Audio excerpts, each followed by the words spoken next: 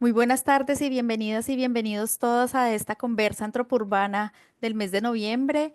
El día de hoy tenemos un tema muy interesante con la participación de algunos invitados de México. Vamos a presentar el libro Interpelaciones comunitarias sobre sufrimientos y agravios, ensayos etnográficos, historias de vida y entrevistas. En el día de hoy van a participar presentando el libro Óscar Adán Castillo Oropesa. Él es doctor en Ciencias Sociales y Humanidades por la Universidad Autónoma Metropolitana, Unidad Coajimalpa. Es profesor e investigador en la Universidad Intercultural del Estado de Hidalgo, en México, y es coordinador del seminario Ecología Política, Sufrimiento Socioambiental y Acción Política. Ha publicado sobre ecología política, periferia urbana, sufrimiento socioambiental, entre otras temáticas. Él va a estar acompañado por Miguel Carrillo Salgado, que es licenciado en Sociología por la Universidad Autónoma Metropolitana, Unidad Xochimilco de México. Es maestro en Ciencias en Desarrollo Rural Regional por la Universidad Autónoma de Chapingo y doctor en Desarrollo Rural por la Universidad Autónoma Metropolitana, Unidad Xochimilco. Es profesor e investigador de la Universidad Intercultural del Estado de Hidalgo en México. Sus líneas de investigación son estudios para el desarrollo sustentable, estudios sobre café y estrategias de reproducción social campesinas e indígenas. Nuestros dos invitados pues van a estar acompañados por comentaristas. Nuestras invitadas son Dalia Cortés. Ella es licenciada en Sociología con maestría en Desarrollo Rural y doctorado en Ciencias Sociales por la Universidad Autónoma Metropolitana, Unidad Xochimilco de México. Es profesora e investigadora adscrita al área académica de Sociología y Demografía en el Instituto de Ciencias Sociales y Humanidades de la Universidad Autónoma del Estado de Hidalgo. Es miembro del cuerpo académico Problemas Sociales de la Modernidad. Las líneas de generación y aplicación de conocimiento en las que trabaja son procesos de reintegración comunitaria en contextos de migración, de retorno y participación de las juventudes indígenas en contextos migratorios. Nuestra invitada también es la profesora Itzia Casares Palacios. Ella es doctora en psicología por la Universidad Nacional Autónoma de México. Es profesora e investigadora en el Instituto de Ciencia de la Salud de la Universidad Autónoma del Estado de Hidalgo. Es miembro del Sistema Nacional de Investigaciones del CONACYT nivel 1 y los temas que le interesan son la sostenibilidad de la vida, las estrategias de reproducción social y el trabajo de cuidados en contextos rurales y de escasez, la violencia de género y los procesos psicosociales emancipatorios y de empoderamiento. Entonces, bueno, como ustedes saben, hay una cierta dinámica para nuestras conversas, para las personas que se conectan apenas el día de hoy con nosotros. Vamos a contarles un poco sobre la metodología. En un primer momento, Oscar y Miguel van a presentarnos un contexto sobre el libro y posteriormente nuestras invitadas comentaristas pues harán sus comentarios a los cuales ellos van a ir también como respondiendo en su momento. Las personas que se conectan con nosotros pueden ir dejando sus comentarios o preguntas a través del chat de este Zoom y también nosotros daremos al final la posibilidad de abrir micrófonos para que la participación pues sea más activa y agradable. Entonces, sin más preámbulos, pues voy a darle la palabra a Oscar y a Miguel para que demos inicio a esta sesión que es con la cual cerraremos nuestras actividades de la red este año. Así que bienvenidas y bienvenidos todos. Bueno, muchas gracias. Antes que iniciar, pues agradecer, ¿no? Ustedes como organizadores, también agradecer a las compañeras Itzia y Dalia que nos están apoyando con sus reflexiones, sus comentarios. Y pues bueno, me gustaría iniciar pues platicando, ¿no? Cómo es que surge este libro que ya comentaron el título, Interpelaciones comunitarias sobre sufrimientos y agravios, ¿no? Desde una perspectiva de ensayos etnográficos, historias de vida y entrevistas. Em, nosotros eh, estábamos en un pleno contexto de la pandemia, COVID, en el 2021, ya casi finalizando el año. Y entre Adán y yo platicábamos sobre la necesidad, bueno, además de un ejercicio que hemos venido, digamos, haciendo de construcción de espacios, digamos, críticos. En este momento platicábamos sobre la necesidad de estructurar un espacio a modo de seminario taller con estudiantes de la Universidad Intercultural del Estado de Hidalgo. Nosotros nos ubicamos en el centro de México, al oriente del estado de Hidalgo, en una región pluriétnica, ¿no? En una región pues alejada, digamos, de los márgenes, de los centros. Y, y pues bueno, la idea era construir un espacio con nuestros estudiantes, sobre todo de algunas licenciaturas muy específicas, desarrollo sustentable, lengua y cultura, y pues bueno, no tuvimos, dado el contexto, digamos, de la pandemia, no tuvimos mucho eco. Entonces, pues decidimos abrirlo, ¿no? Abrirlo a un espacio mucho más amplio a través de las redes sociales y pues nos llevamos una sorpresa que se vincularon, se articularon pues compañeros de América Latina, de Colombia, de Chile, Argentina y pues también compañeros de otros estados de aquí de México, de Oaxaca, Chihuahua, de Puebla, del Estado de México, o sea, del centro, del sur y del norte del país. Y pues bueno, un poco es como el antecedente del libro. Se articulan precisamente estos compañeros para discutir bajo ciertos ejes y una serie de preocupaciones que nosotros ponemos ahí en la introducción. El texto está estructurado por 11 capítulos, una introducción, y en el seminario, antes de construir el libro, discutíamos ciertos aspectos, ¿no? Tanto metodológicos, teóricos, pero también posicionamientos ético-políticos, ¿no? Entonces, nosotros planteábamos en ese espacio que había la necesidad de crear espacios críticos y reflexivos en este tipo de universidades que, digamos, no están en los centros, ¿no? Que están en enclaves con estas complejidades étnicas, culturales, históricas. Y pues son contextos que dado a la naturaleza histórica, digámoslo así, hay ciertas dinámicas, pues en términos políticos poco plurales, ¿no? En términos poco margen autonómico. Entonces, esta idea de construir los espacios en estos enclaves, pues era una necesidad que la ponemos como una necesidad ético-política.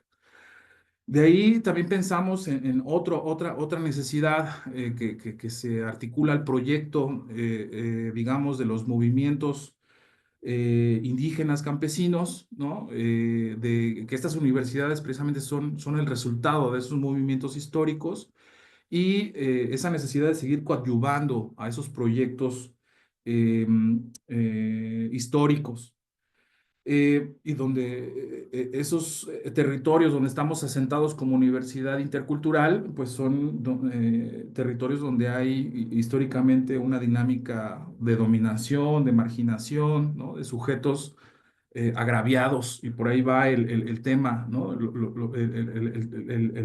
título del libro.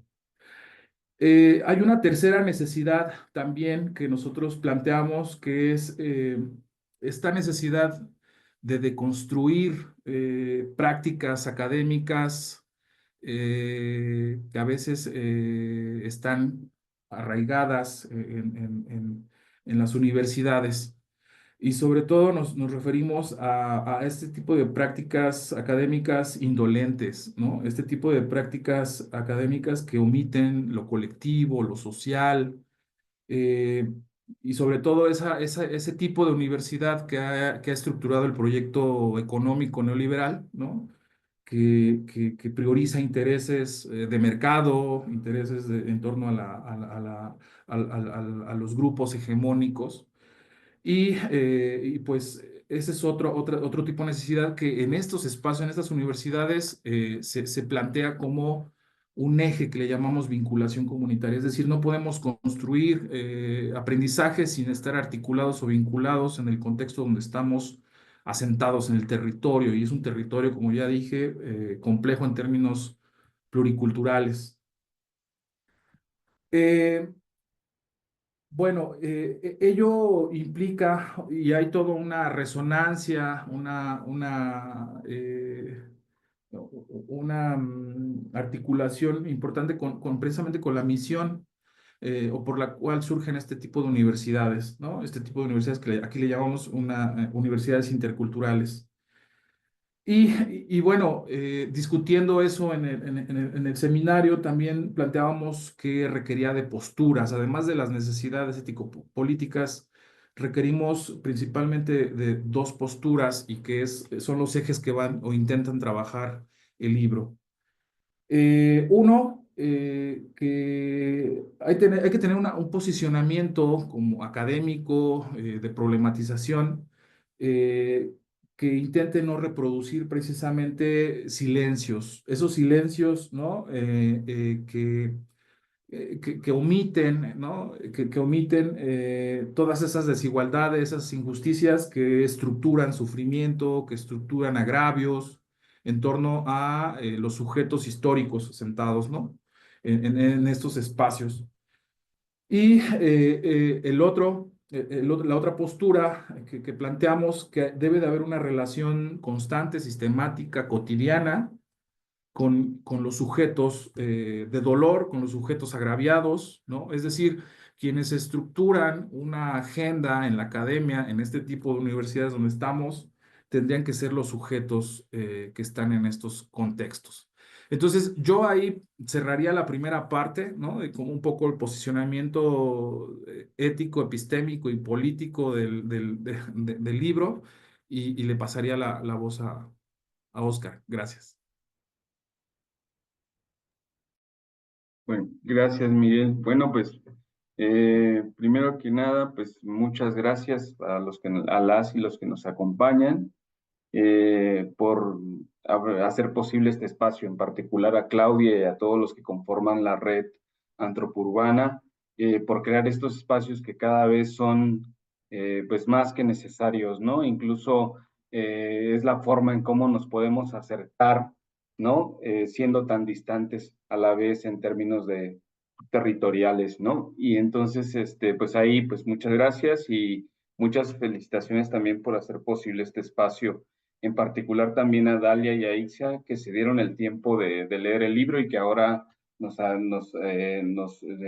acompañarán con sus comentarios al respecto, ¿no? Y bueno, pues yo les voy a hablar un poquito más bien sobre esta, digamos, necesidad que nosotros planteamos en el libro, sobre todo en la introducción, de pensar al sufrimiento y el agravio no como un estado emocional, como que cada sujeto construye para sí y supera desde sí, ¿no? Más bien lo pensamos como una serie de manifestaciones que tienen causas de fondo y que tienen múltiples expresiones sociales, ¿no?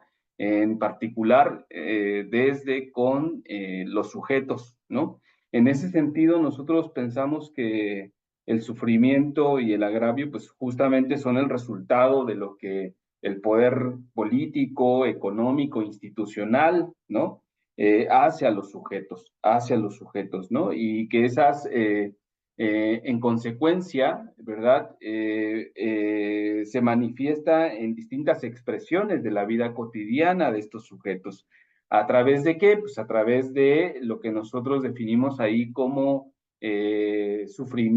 incertidumbres, padecimientos, daños, abandonos institucionales o incluso incumplimiento de derechos, ¿no? Entonces, esa es como una primera discusión que nosotros traemos a colación en el texto, es decir, pensar al sufrimiento en términos de que hay causas de fondo que provocan el sufrimiento, que tiene que ver con una serie, digamos, una mirada histórico-estructural, ¿no?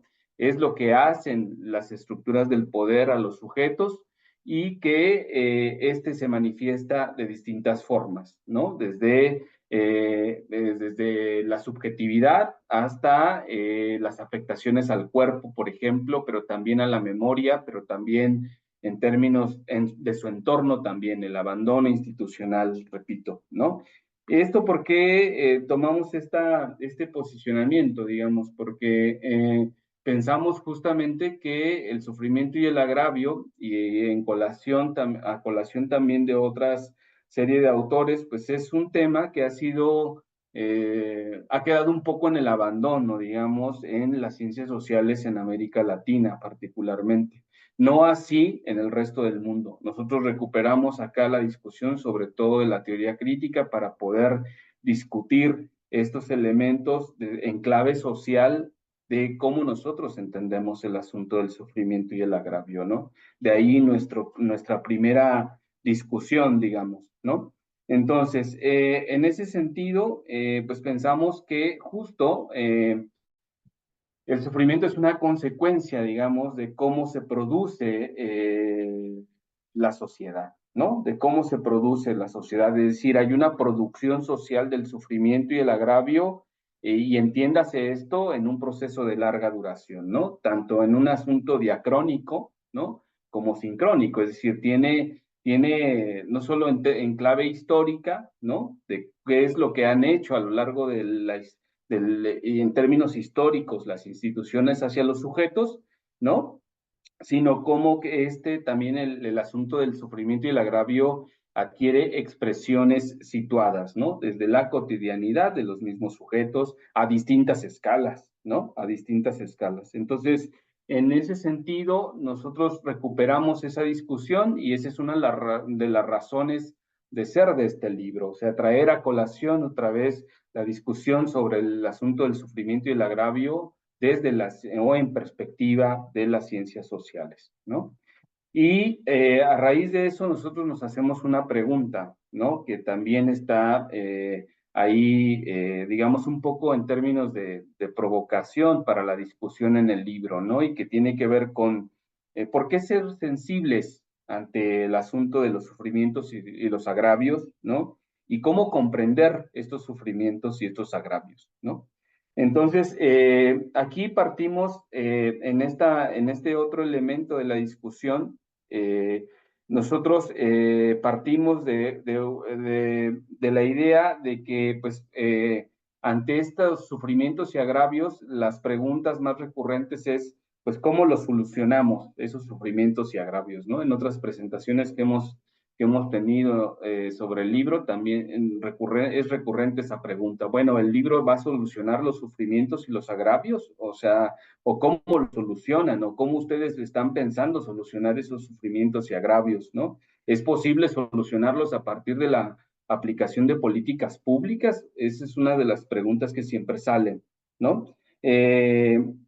Y nosotros pues respondemos que no, ¿verdad? Que en realidad nosotros no sabemos cómo construir políticas públicas para solucionar los sufrimientos y los agravios, ¿no? Sino más bien que una primera tarea antes de dar respuesta en términos formales, en términos administrativos, en términos burocráticos, en términos de la política procedimental a los sufrimientos y a los agravios, primero tenemos que problematizarlos, ¿no? Entonces, esa es también la razón de este libro. O sea, nosotros intentamos a partir de este posicionamiento, digamos, heurístico, tratar de problematizar primero los sufrimientos y los agravios, ¿no?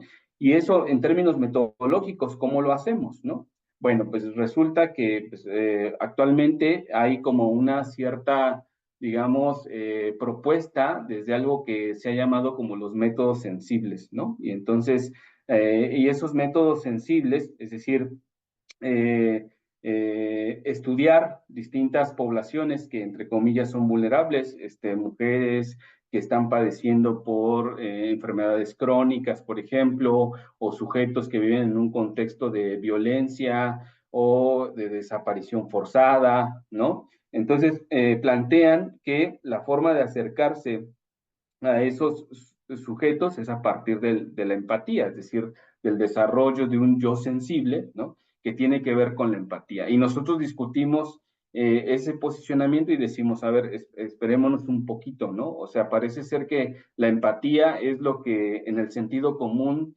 podría ser, pues yo me pongo en los zapatos del otro, es decir, yo al poner mi hombro y decir que, pues bueno, el que sufre se recarga en mi hombro, entonces ya quiere decir que yo lo estoy comprendiendo, o ya quiere decir que yo estoy entendiendo cuál es su situación biográfica, ya quiere decir que yo estoy, digamos, tratando de comprender justamente los efectos que las estructuras de poder están ejerciendo sobre este sujeto, ¿no? Y entonces nosotros decimos, pues tal vez no, o sea, tal vez no, ¿no? Entonces, ¿por qué tal vez no? Pues porque es muy fácil decir que nos ponemos en los zapatos del otro, pero es muy difícil, tal vez, en realidad, acercarse a la situación que está experimentando el otro, no solo en términos de su cuerpo, sino en términos de su situación biográfica, en términos también de su propia, digamos, atmósfera o su propia, digamos, dimensión, digamos, socioespacial, ¿no? En la que este digamos, se desarrolla, digamos, ¿no? Entonces nosotros ahí optamos por decir, ¿no? Que es importante entonces desarrollar un tipo de sensibilidad social, ¿no? Un tipo de sensibilidad social pensada como una habilidad, digamos, metodológica, ¿no? Como una habilidad metodológica, que no necesariamente quiere decir que nos pongamos en los zapatos del otro, ¿no? Falsamente, sino más bien como una sensibilidad social, como una habilidad metodológica que nos permita desarrollar, digamos, interpretaciones reflexivas para comprender a detalle el devenir, digamos, de esos sujetos, de esos sufrimientos y de esos agravios en dos dimensiones, tanto en su dimensión, digamos, estructural material, o sea, qué es lo que ha provocado las instituciones, las estructuras en la vida cotidiana de esos sujetos, pero también en una dimensión más subjetiva, emocional, sensitiva, si se quiere, ¿no? Entonces, la empatía aquí pensada en términos como aquello que nos permite una identificación con la propia realidad de los sujetos. Es decir, para poder hablar sobre los sufrimientos y los agravios tenemos que estar en el terreno, ¿no? También en un contexto, digamos, donde, pues justamente, al menos en la universidad, acá nosotros priorizamos que para poder hablar de determinadas realidades tenemos que vincularnos con los otros. ¿Y qué es vincularse? Pues es estar ahí con los otros, pisar a una escala de a pie, ¿no? Estar en el mismo terreno, digamos, en paralelo con los otros, ¿no? Entonces, si no lo hacemos así, pues entonces en este asunto del sufrimiento y el agravio parece ser que podría sucederse un asunto de sesgo moral, digamos, y político, en un contexto también donde justamente hay un usufructo político de los sufrimientos y los agravios, y eso lo vemos a diario en los medios de comunicación, ¿no? O sea, se vende en los medios de comunicación el sufrimiento provocado en las guerras, en el sufrimiento de los sujetos provocados por la guerra, por ejemplo, por la miseria, por ejemplo, ¿no? Y entonces hay un usufructo, digamos, del sufrimiento y el agravio, ¿no? Entonces a eso nosotros pensamos que pues hay un cierto sesgo moral, político, ¿no? Entonces que o bien hay un usufructo del sufrimiento o bien hay una invisibilización del sufrimiento, ¿no? Es decir, pues tanto en la academia como en la gente que toma las decisiones, ¿no? Es como muy difícil, digamos, todo el mundo puede hablar de la pobreza, pero es muy difícil estar cerca de un pobre porque pues, provoca digamos, distancia, ¿no? O hay que poner cierta distancia, ¿no? Entonces, tal vez, no tal vez, digamos que en un mundo en donde la población sufre y es agraviada, es muy fácil que hablemos de esos sufrimientos y de esos agravios, pero en la distancia, ¿no? Y entonces nosotros decimos no, o sea, más bien hay que estar en el terreno, hay que estar en paralelo y hay que estar a una escala de a pie, ¿no? Entonces, sí, para eso pues, se requiere justamente desarrollar esta sensibilidad social de la que hablamos como una habilidad metodológica, ¿no? Que implique justamente, pues, pensarnos, ¿no? pensarnos en relación con los otros, digamos, ¿no? Entonces, ¿y cómo saber, digamos, cuando estamos justamente vinculados? ¿Cómo hacer cuando estamos justamente en el terreno? ¿Cómo saber, digamos, que hemos iniciado con este proceso de pensar del desarrollo de esa habilidad metodológica? Nosotros por ahí recuperamos una cita de Irving Goffman, ¿no? Al final de la introducción, donde él es muy claro y dice, pues justo, o sea, para nosotros poder hablar de los sujetos en un determinado lugar, pues tenemos que estar ahí, ¿no? O sea, el trabajo de campo implica estar ahí. ¿Cómo sabemos cuando estamos ahí? ¿Cómo sabemos cuando estamos comprendiendo lo que pasa ahí? Pues primero cuando yo me he desprendido, digamos, de todas estas términos, de todas estas visiones, digamos, propiamente académicas, se lo dice en el sentido de qué es ser sociólogo, dice, pues, olvidarme de que soy sociólogo, ¿no? Ese es el primer asunto. Dice, ¿cómo también poder identificar que estamos ahí? Pues cuando ya me intereso por la plática de los otros, cuando ya me atrae a alguien de ahí, cuando ya, digamos, estoy hablando como los otros, no como los otros, con los otros, ¿no? Entonces, en un contexto también donde parece ser que en algunos lugares los académicos ya no están tan interesados, digamos, en pisar el terreno, en estar a una escala de a pie, mucho menos si se habla del asunto del sufrimiento y el agravio, pues yo creo que esta podría ser, esta aportación, este libro podría ser un pretexto para seguir discutiendo cuál sería, digamos, el papel que aquellos estudiantes, aquellos académicos, cuando quieren o quisieran hablar del asunto del sufrimiento y el agravio, podríamos, digamos, tomar en cuenta, ¿no? Entonces, pues yo ahí lo dejaría y pues muchas gracias. Bueno, muchas gracias a Miguel y a Oscar. Vamos entonces a comenzar con los comentarios de nuestras invitadas. Iniciaremos entonces con los comentarios de Dalia. Así que adelante, Dalia. Bueno, pues muchas gracias otra vez a los organizadores y organizadoras. Claudia, pues muchas gracias. Gracias, Oscar, Miguel, y también es un gusto compartir este espacio virtual, compartirlo con Itzia. Me da mucho gusto estar aquí con todas y todos los que se hayan acudido también a la escucha de esta experiencia. Pues yo voy a empezar un poco comentando, voy a empezar con el final que planteó Oscar, ¿no? O sea, me parece que este es la lectura de este libro, me parece que es un muy buen pretexto para muchas cosas. Y ahorita voy a comentar algunos elementos de ello. Eh, Esta dinámica de iniciar primero los autores creo que también nos ahorra también muchos elementos, ¿no? Pero no así la reflexión, creo que puede ser retomada de otra manera. Porque es un pretexto este libro, Interpelaciones comunitarias sobre sufrimientos y agravios. Porque me parece que en primera instancia nunca va a ser suficiente estudiar y analizar, pero también denunciar los impactos que ha tenido y que sigue teniendo y cada vez son más agresivos el sistema capitalista en la fase en la que vivimos hoy, ¿no? Pero que además históricamente los ha tenido y que estos agravios, estas injusticias y todo este cúmulo de impactos y de violencias nos recorre a todas y a todos, y en ese sentido las interpelaciones tendríamos que interpelar, cuestionar y sentirnos aludidas y aludidos. Y en ese sentido es un gran pretexto para no naturalizar ni normalizar ideas tan naturalizadas, valga la redundancia, como el progreso, como el desarrollo y demás. Pero también me parece que es un gran pretexto para difundir, promover, dialogar todas aquellas estrategias, tanto individuales, pero principalmente colectivas, de resistencia.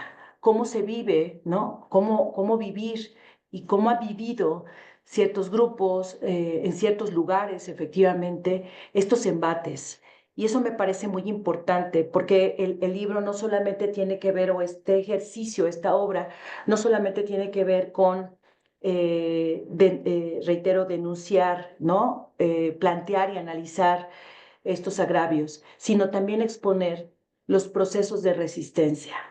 Y eso me parece que es muy importante porque da cuenta de diferentes rutas, de diferentes propuestas, de diferentes formas de lucha y apuestas para la vida, ¿no? Entonces, creo que iniciaría diciendo eso. Y otro elemento u otra dimensión que me gustaría también reflexionar y resaltar de esta obra es que es justamente la propuesta metodológica, que si bien no es nueva, ¿sí? Me parece que traer la colación y que sea este el producto de un ejercicio colectivo también, porque además cuando dicen los compañeros, este libro es producto de un seminario. De entrada, me parece ya una experiencia colectiva donde hay múltiples diálogos, múltiples preocupaciones, donde las experiencias se ven expuestas para darle un sentido. Y entonces, esta forma en que se aborda el seminario, no solamente en contenidos, sino quienes participan, me parece muy importante porque además encontramos que es un grupo diverso. No solamente es un grupo donde estén, por ejemplo, investigadoras e investigadores, sino estudiantes y gente interesada en sistematizar, bueno, en tener acercamiento y en sistematizar las experiencias a través justamente de ensayos etnográficos, historias de vida y entrevistas. Entonces, este abordaje metodológico cualitativo que ofrece esta experiencia, pues lo hace también desde una clave, digamos, crítica. Y siempre también tengo la fortuna de compartir en diferentes momentos en las clases con las y los estudiantes, siempre pensar, ¿y qué es eso de lo crítico, no? Y creo que este libro lo responde muy bien. Lo responde, como dirían los mismos autores, a ras de piso. Lo responde a partir de, de plantear que la situación de muchas personas, de millones de personas alrededor del mundo y particularmente en América Latina, en México y en esta región de donde se encuentran, en este caso, los compañeros, que es en una región de una entidad hidalguense, de la entidad hidalguense, pues es que no es natural, que los pobres no son pobres, que las mujeres, por naturaleza, ¿no? Que las mujeres no son violentadas en su cuerpo porque se dejan, porque el consumo de drogas no es una decisión solamente individual, ¿no? Como pregonarían algunos discursos, que el saqueo de recursos y bienes naturales no es natural, no es normal, no es justificable en vías de un discurso del progreso y del desarrollo. Entonces, estas preocupaciones, dicen ellos, estas necesidades obedecen a un contexto que en diferentes situaciones alza la voz en tono de gritos, de no podemos seguir viviendo de esa manera. ¿Por qué? Porque tiene que ver que criticar es exponer las relaciones de desigualdad social, las relaciones de violencia y las relaciones donde se generan, o las condiciones donde se generan relaciones asimétricas y que casi siempre históricamente hemos visto que se plantean relaciones de dominación, verticalismos, ¿no? Y diferentes expresiones. Entonces, bueno, este texto, además de abordar esta postura crítica de donde se develan estas relaciones de desigualdad, expone justamente las contradicciones, las perversiones y en general los efectos de este sistema que ya comentamos, de este sistema capitalista en diferentes dimensiones, ¿no? En los cuerpos, en los sentimientos, en las emociones, ¿no? Y demás. El énfasis efectivamente tiene que ver con el sufrimiento y ahí me parece que cuando los autores los coordinadores, perdón, refieren que hay que tomar postura, pues es desde dónde estamos mirando al otro, quién es el otro y quién es la otredad, ¿no? Y por qué la importancia de trabajar, de dialogar con aquellas y aquellos que sufren, ¿no? Y entonces aquí donde los retos también teórico-metodológicos nos exigen, ¿sí? Exponer desde dónde lo estamos mirando. Y entonces vuelven ellos a retomar algunos visores desde la teoría crítica, ¿no? Bueno, el hecho de plantear, resaltaría entonces también este elemento metodológico, específicamente cuando ellos hablan sobre la sensibilidad metodológica. ¿Qué es eso de la sensibilidad metodológica, no? Y entonces, así como ellos lo hicieron a partir de este seminario, o sea, me parece que este libro nos interpela porque aquellos que estamos involucrados, no solamente en la docencia, sino en cualquier proceso pedagógico, tal a nivel formal o a nivel informal, ¿sí? Estaríamos pensando cómo desarrollar, cómo construir sensibilidad, empatía, dicen también los compañeros, ¿no? ¿Para qué? ¿No? No solamente para no ser indiferente, sino para comprender justamente, ¿sí? Y para interpelar que incluso aquellos que de repente pensamos que pasamos peor la vida o con menos agravios, ¿sí? Podemos construir solidaridades, ¿no?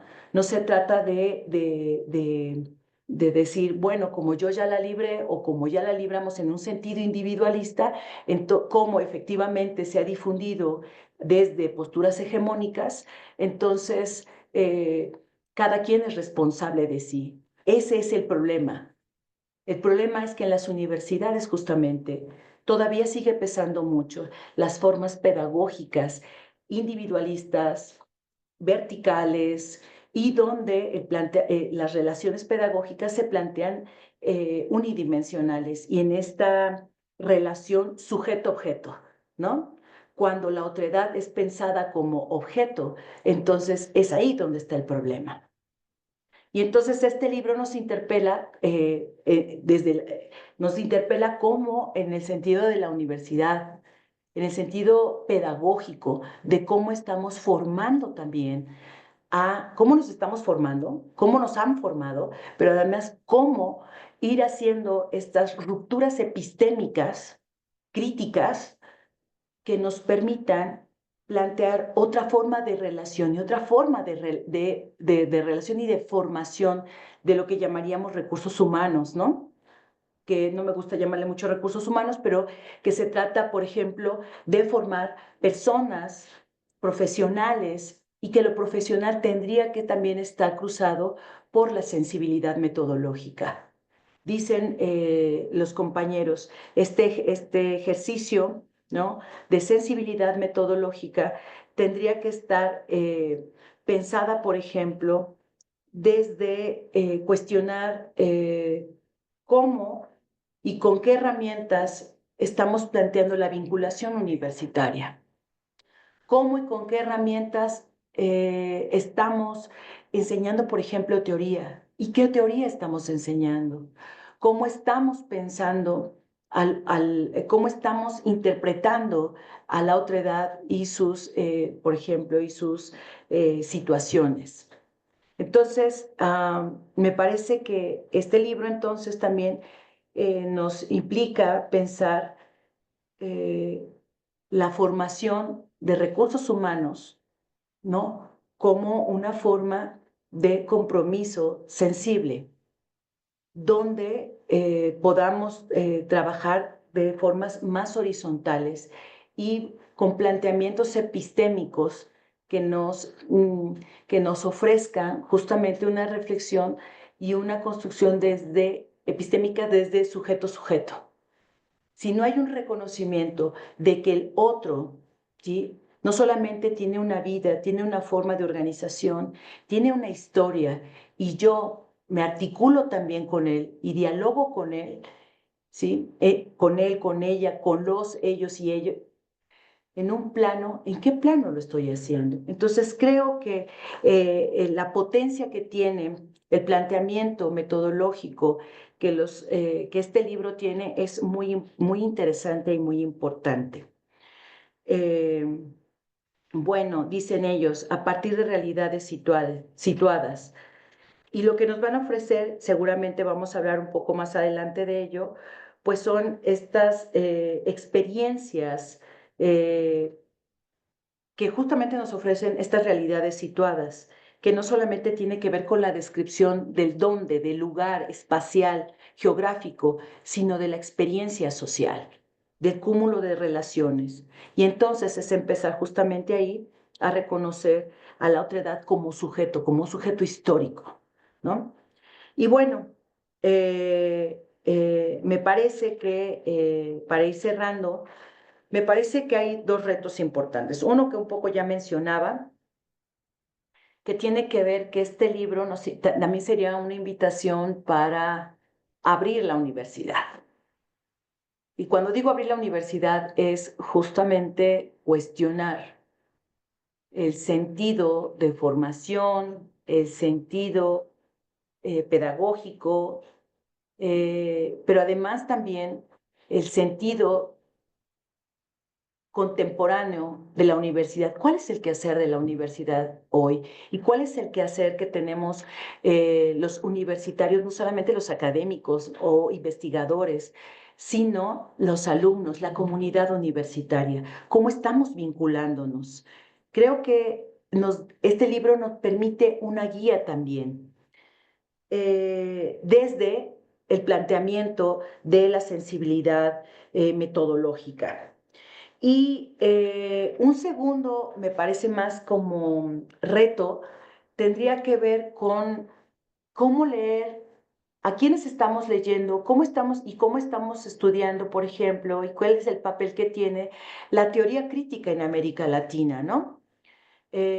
Cómo estamos configurando estos visores, ¿no? Y ahí me parece que no solamente estas experiencias, pero justo esta provocación de este libro, pues también nos tendría que estar invitando a leer fuentes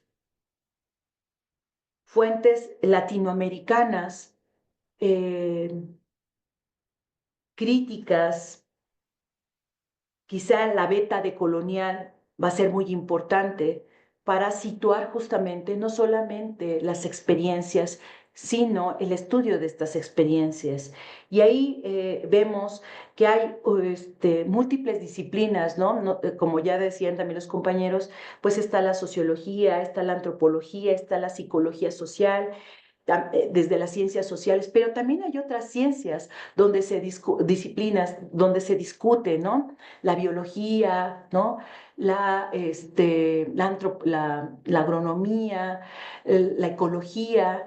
Creo que este libro nos provoca un reto de plantear diálogos interdisciplinarios, articulados y críticos que permitan dar cuenta justamente de estas realidades. Y seguramente en América Latina hay un montón, ¿sí? Y nunca van a ser suficientes en términos de que necesitamos, reitero, no solamente estudiar, investigar y analizar, sino también exponer, eh, eh, denunciar y también estar planteando los diálogos los diálogos de las estrategias y de las experiencias de lucha. Entonces, bueno, yo aquí cerraría la reflexión. Gracias. Muchas gracias, Dalia, por tu intervención. Pues no sé si Miguel y Oscar quieren hacer digamos, un breve comentario sobre esta primera parte de comentarios de Dalia para darle luego la palabra a Itzia.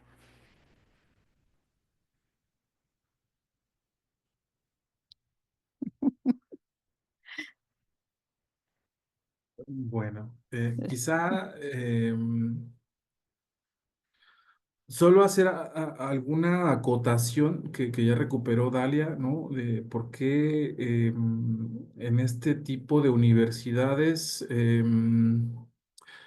bueno, a ver, nos faltó como que dar el contexto quizá, que este proceso del que estamos platicando se platica en una universidad que se crea hace poco, en 2012, pero que viene de un proceso del 2003 por ahí y que responde precisamente a una demanda del movimiento indígena del 94, ¿no? Entonces, que es sobre todo el planteamiento de educación pertinente dentro, hay toda una agenda, ¿no? Que se plantea y que el Estado articula una de muchas demandas. Entonces, y que precisamente en esta demanda articula diversas universidades en todo el país, sobre todo en estos enclaves, en estas regiones donde históricamente han sido, digamos, lo que ya comenté. Entonces, ahora, el 2024, ya tenemos unos veintitantas universidades interculturales en todo el país y que hay unas que están, digamos, articuladas a regiones mucho más cosmopolitas y otras mucho más enclavadas. Y que a partir del ejercicio que cada universidad tiene que ir consolidando su ejercicio, digamos, para el despliegue, para articularse a los problemas territoriales locales, han generado estrategias y una de ellas es precisamente, junto con un grupo de profesores aquí, pues se ha planteado esa necesidad de hacer trabajo interdisciplinario porque al final los problemas son complejos, pero además de lo interdisciplinario, ¿no? También un planteamiento central es ese ejercicio intercultural, es decir, ese diálogo con los actores, esos otros conocimientos que en las universidades no están propiamente validados, ¿no? Entonces, esos ejercicios, pues, son, digamos, que son una ruta que se ha planteado, pero que todavía hay ciertas resistencias por estos procesos, ¿no? Estas estructuras viejas, ¿no? Ya históricas, pues, de que la academia pertenece solamente a las disciplinas reconocidas por el método científico, ¿no? Entonces, ¿cómo articulamos o cómo estas universidades han tenido ese quehacer de reflexionar de cómo articulamos conocimientos, sí, interdisciplinarios ante problemas complejos, pero también con otros actores, no propiamente académicos, digámoslo así, ¿no? Entonces, un poquito como platicar dentro de lo que ya había planteado Dalia, ¿no? No sé, Adán. Yo creo que cuando recordé ahora con el comentario de Dalia, esta este asunto de que siempre nos preguntan de cómo, entonces, qué aporta este libro en términos de las políticas públicas. Entonces, yo creo que una gran tarea es, y que nos dimos a la tarea en este libro, particularmente las y los autores, es justamente tratar de comprender el asunto del sufrimiento de los sufrimientos y los agravios para desinvisibilizarlos, ¿no? O sea, ese es como un primer reto, o sea, cómo a partir de un ejercicio académico, científico, riguroso, que lo puede dar el uso de la etnografía, las historias de vida, las entrevistas, se puede desinvisibilizar esos sufrimientos y esos agravios que pareciera ser en algún momento que todo el mundo puede hablar de ello, pero que pocos comprenden a fondo, ¿no? Entonces, y lo hacen a detalle también, ¿no? Entonces, este es como digamos, el libro justamente somete a discusión eso, o sea, ¿qué tanto es en términos éticos, en términos morales y políticos, es pertinente desinvisibilizar esos sufrimientos y esos agravios y no pensar en cómo solucionarlos, ¿no? Antes de problematizarlos. Entonces yo creo que lo que hace este libro es eso, o sea, es tratar de problematizarlos, tratar de entender cuáles son las causas de fondo, tratar justamente de ver cuáles son sus expresiones en términos de la vida cotidiana de los sujetos, ¿no? Y repito, es algo que es una discusión que sí, no es nueva, pero estaba olvidada, o al menos así parece, en la revisión de la literatura en América Latina, ¿no? Entonces, particularmente, aunque también en las ciencias sociales, de manera general, por ahí hacen alguna acotación algunos autores, ¿no? Entonces, a raíz de este pretexto, pues nosotros planteamos esta discusión en el texto, siempre, digamos, recalcando nuestro quehacer en términos no solo académicos, de la investigación, de la divulgación, sino también en términos de la docencia, ¿no? O sea, de la docencia, porque nosotros somos profesores frente a grupo y entonces justamente parece ser que hay una atmósfera del sentido común en términos de hablar de injusticias, de sufrimientos y de agravios, como pareciera ser que es algo personal, individual, ¿no? Cuando tiene que ver con un asunto estructural, histórico, ¿no? Y que adquiere expresiones desde la subjetividad hasta las afectaciones en el cuerpo, ¿no? Entonces, y del entorno de los sujetos. Entonces, creo que es algo que también resultó ser una necesidad en términos de nuestro quehacer docente, ¿no? O sea, y en ese quehacer docente, pues la tarea titánica que tiene uno al grupo, frente al aula, de desarrollar o dar los insumos para desarrollar un pensamiento crítico, ¿no? Y entonces, pues nosotros, y de justamente la universidad, pues creo, entre muchas otras, una de las tareas es desinvisibilizar esas injusticias y esas desigualdades y en este caso estos sufrimientos y estos agravios, ¿no? Antes de tratar como de encontrarles una respuesta, ¿no? Eso es como, antes de pensar en una solución, mejor sentémonos un poco y tratemos de discutir, de problematizar, ¿no? Muchísimas gracias a Miguel y a Oscar. Vamos entonces a darle la palabra a Itzia. Vamos a escuchar tus comentarios. Sí, muchas gracias. Bueno, pues gracias, Claudia, gracias, Oscar, gracias, Miguel, gracias, Dalia, y bueno, y a todos, y a todas, y a todos quienes están presentes. Bueno, pues son varios los puntos que quisiera comentar. En principio, bueno, sí indicar, ¿no? Que voy a hablar un poco desde mis comentarios, desde una psicología social crítica, porque, bueno, a mí el libro me gustó mucho, ¿no? Y un poco retomando algunas de las reflexiones que han hecho. Bueno, yo trabajo en una universidad que está en Pachuca, pero gran parte de mis estudiantes, un porcentaje muy alto, pues viene de contextos rurales, ¿no? Del estado. Entonces, cuando yo conocí el libro, justo pensaba qué tan útil, qué tan valioso puede ser poder pensar, ¿no?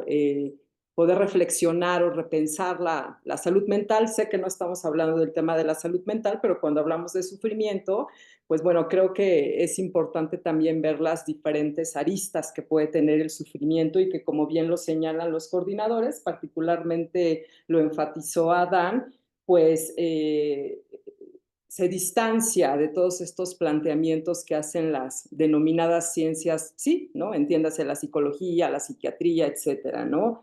Donde pues justifican una noción individualizada en sí misma, ¿no? Y soslayan todos estos contextos que, como bien lo han señalado, pues son históricos, y en ese sentido estructurales. Pues los sufrimientos humanos, los malestares humanos son sociopolíticos, no son nociones individualizadas en sí mismas, ¿no? Entonces, bueno, un poco parto de estos puntos porque, en efecto, ¿no? Creo que es cuando yo leí Sufrimiento, cuando revisé los capítulos del libro, claro que inmediatamente se los quise mostrar a mis estudiantes, ¿no? Decir, a ver, ¿cómo estamos pensando los sufrimientos? Ahorita no importa la etiqueta, ¿no? Sea depresión, ansiedad, al final del día son sufrimientos, ¿no? Entonces, ¿cómo podemos repensarlos al margen de las condiciones en que viven las personas? ¿No? Que eso también me ha parecido muy valioso, ¿no? Los sufrimientos se tienen que pensar al margen, ¿no? De las condiciones económicas, materiales, políticas en que las personas nacen, en que las personas crecen, en las que las personas trabajamos, envejecemos, etcétera, ¿no? Entonces, en este sentido, pues pensar los sufrimientos como estas construcciones intersubjetivas, situadas históricas y culturalmente, que están moldeadas por relaciones de poder, socialmente determinadas por procesos, ¿no? Dialécticos de violencia, ¿no? Que muchos de los capítulos hablan de violencias estructurales, ¿no? Entonces, bueno, esto me parece muy, muy importante del libro. A mí me ha gustado mucho, pero también como lo señaló Dalia, ¿no? También todos estos diversos usos de agencia y de resistencia que tienen las personas, usos de agencia y resistencias colectivas en búsqueda de bienestar, ¿no? A mí me parece que también eso es totalmente rescatable de lo que han señalado. Bueno, mis comentarios, ¿no? Al margen de esto, ¿no? Que estoy precisando, ¿no? Y pensaba, ¿no? Cada vez que iba leyendo los capítulos del libro, ¿no? Me hacía pensar en toda la propuesta que hizo Ignacio Martín Baró, ¿no? De la psicología social latinoamericana, ¿no? De un poco de pensar que estos sufrimientos o estos malestares pues sí, constituyen una dimensión de las relaciones entre las personas y los grupos más que un estado individual, ¿no? Aunque esa dimensión, dice él, se enraiza de manera diferente en el organismo de cada uno de nosotros, pues al final del día tiene que ver con estas relaciones, ¿no? Con estas relaciones que tenemos intragrupales, con las instituciones, etcétera, ¿no? Entonces, bueno, esto sí quise rescatarlo porque, como bien también lo señaló Dalia, claro, las universidades, ¿cuál es el sentido? ¿No? Yo pensaba que estas ciencias, sí, en mi caso, la psicología, puede estar reproduciendo una serie de desigualdades de clase, o sea, muy preocupante, ¿no? Es algo que yo veo constantemente porque hay una serie también de violencias epistémicas, ¿no? Y que creo que es esto que han señalado y que es también muy rescatable del libro, ¿no? Son los sujetos cognoscentes que están en diálogo con sujetos cognoscibles, ¿no? Entonces, y que se distancian justo en mi caso es muy claro en mi disciplina, ¿no? O al margen más bien del tipo de psicología que se imparte en esta universidad, ¿no? Que es muy del ámbito clínico, ¿no? Y que soslaya todos estos contextos, que reproduce una serie de teorizaciones descontextualizadas y alejadas de los sujetos, quienes están sufriendo, ¿no? Y también de la manera, ¿no? En cómo los construye, ¿no? Entonces, bueno, eso me parece que también es muy rescatable en cada uno de los capítulos. E insisto, ¿no? Soy muy enfática con mis estudiantes que también vienen de contextos donde claro que hay una serie de violencias estructurales y que entonces un poco de mira cómo estos sufrimientos de estas personas en realidad vamos a repensarlas al margen de lo que están describiendo cada una de las autoras. A mí particularmente son los 4, ¿no? Los 5 primeros capítulos, perdón, del libro, que evidencian, por ejemplo, ¿no? También cuando hablamos de desigualdades de clase, pero también desigualdades de género, ¿no? Que esto resultó expuesto al final del día, ¿no? En el caso del primer capítulo me voy a detener un poco, ¿no? Por ejemplo, cómo la hermana, ¿no? En este caso, Idolina Gallardo, ¿no? Que es el capítulo 1, cuando alzar la voz es una necesidad, cómo Idolina en esta lucha constante que tiene, ¿no? En defensa de su hermano, pues existe todo un trabajo de cuidados impresionante, ¿no? Que al final del día ella lo va describiendo en todo este capítulo, ¿no? Ese es el primero que me llamó mucho la atención, la inversión que hace en términos emocionales, ¿no? Frente a todos estos agravios que ha sufrido el hermano, pero ya en algunos se vuelven muy específicos, ¿no? Como es en el caso del capítulo 3, en el momento del parto somos solas, que aquí la alumna pues retoma este gran lema, ¿no? De Carol Hanisch, ¿no? De lo personal es lo político, y entonces que claro que evidencia que en realidad todas estas violencias pues sí, finalmente son experiencias encarnadas, ¿no? Dice, en cuerpos agraviados, heridos, ¿no? Y de la misma manera, ¿no? En el caso también de las mujeres otomí, en el contexto de la migración internacional, ¿qué pasa con estas mujeres una vez que sus parejas u otros de sus familiares migran, ¿no? Entonces, a mí los 5 primeros capítulos creo que también es parte de lo que señalaba, estos sufrimientos están sí condicionados socialmente, tienen que ver con cuestiones de clase, pero también queda claro que en algunos casos se atraviesan estructuras de género también, ¿no? En esta articulación. Bueno, después vemos, me voy a detener un poco, ¿no? Cada uno de los capítulos, brevemente, ¿no? Por ejemplo, el doble peligro de ser mujer, pues nuevamente cómo es la reproducción de unas estructuras patriarcales donde excluyen a las mujeres en su quehacer periodístico, ¿no? Aquí vemos también esa parte, en el capítulo 5, Andrea Jocelyn, sin sentimiento de derrota ante la denuncia, oídos sordos y el silencio como respuesta. También, bueno, ya aquí empieza a hacer otro tipo de, otro bloque, ya no aprecio ahí, ¿no? En realidad una estructura de género que se está articulando con otras desigualdades, pero bueno, pues también aquí como la autora señala en estos proyectos de como la construcción del aeropuerto internacional Felipe Ángeles, pues todas estas organizaciones colectivas, ¿no? En búsqueda, ¿no? También de su bienestar, como lo señalé en un inicio, ¿no?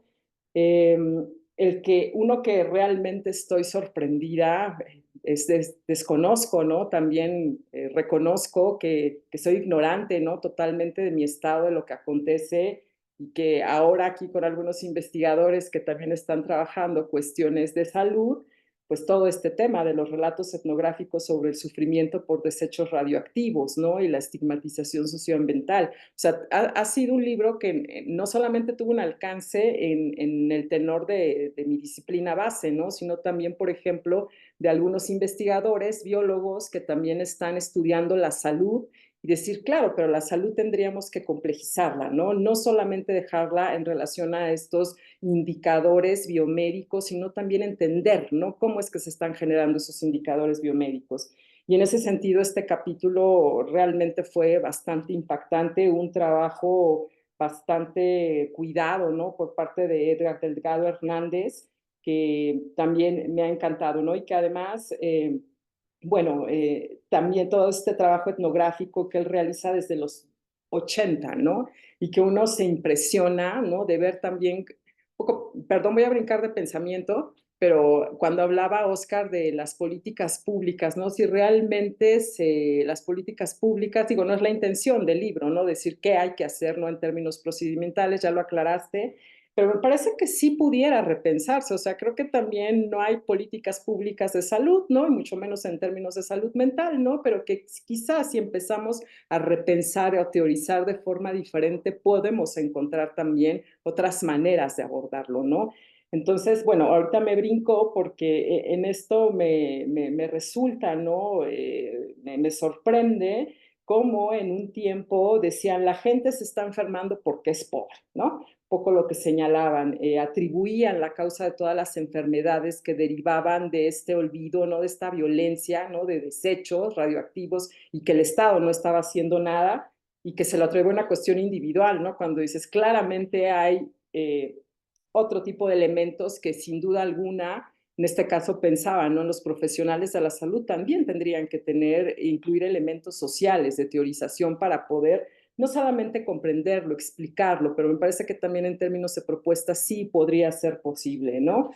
Lo mismo pasa en el caso de los habitantes que viven entre aguas residuales en Zumpango, ¿no? Por Karen Viridiana, que también habla, ¿no? Cómo este incremento de la población derivado de estos nuevos fraccionamientos también está impactando en términos de su salud. O sea, sí se me viene a la mente el tema de salud porque lo dice el libro, ¿no? Porque las experiencias, estos sufrimientos al final del día terminan materializándose en los cuerpos de las personas, ya sea en términos emocionales o en términos físicos, ¿no? Entonces, la salud resulta expuesta, ¿no? Me parece que en varios capítulos del libro.